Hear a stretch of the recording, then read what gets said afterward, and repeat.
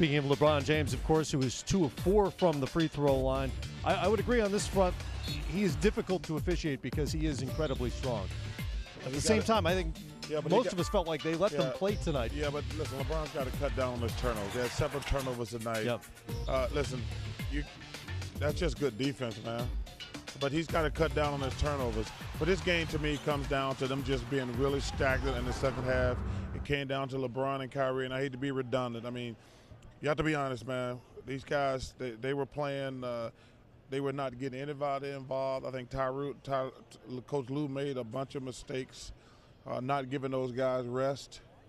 And I thought, you look at, I don't understand why he don't play Moskov. He can play against Varejao. He can play against Bogut. Just give those guys a little 5-minute rest here there, and he can stagger Kevin, LeBron, and Kyrie. But they were just so stagnant offensively in the second half, and really in the fourth quarter.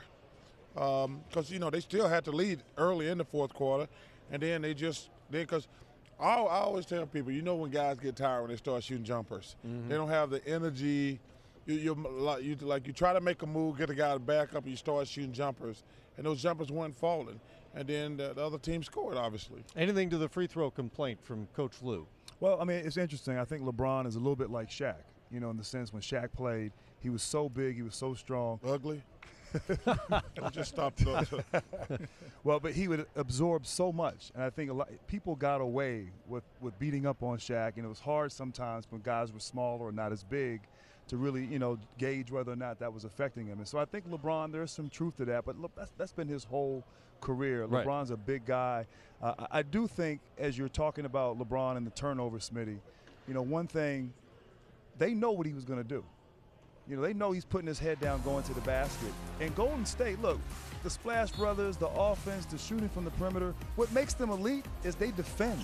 And they have multiple guys who can defend. They switch everything. They put everybody on LeBron. Obviously, Iguodala had the bulk of the time, but Klay Thompson was on him. At times, Livingston was on him. So these guys know how to play defense. They have good length. They trust each other. And it caused him to have turnovers at some untimely times. But the one thing we talk about, we're sitting up there watching the game. The Cavaliers are awful at when they switch and get a mismatch. They're awful at it. They never take advantage of it. And the Golden State Warriors, anytime they get a mismatch, it's like they go to it every single time. Like Smitty, we're up there like, they go to it every single time. The Cavaliers get those switches, and they still never take advantage of it. They can make the game so much easier by ball movement. When you got a mismatch, if you throw the ball to the mismatch, they have to double. They have to double. But the Cavaliers never take advantage of that situation. But the Warriors, every single time they get a mismatch, they go to it automatically. What I love what Grant said about defensively, we don't give them enough credit, the Golden State Warriors, because sometimes you play small ball and everybody thinking it's for threes and offense, but you got to defend and rebound when you play small ball. And what I love about them, Charles and Grant, they recognize situations. When there's a non-scorer on the floor, Draymond Green leaves him, comes all the way over, and they're on a string where they don't have to talk.